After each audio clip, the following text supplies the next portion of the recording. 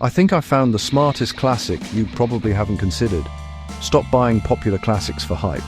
Buy rare character instead. Here's why the MGB GT V8 is a top pick. The MGB GT V8 was built from 1973 to 1976.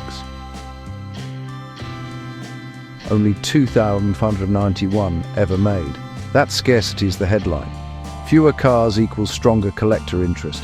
Prices today for tidy examples sit roughly between $15,000, $30,000, with concours-level cars going higher. I'd rate its investment value a solid 4 out of 5. Why 4, not 5? Because it's niche. The Rover V8 gives the GT V8 unique character and driving appeal. That's a big plus for enthusiasts and long-term buyers. But restoration isn't cheap.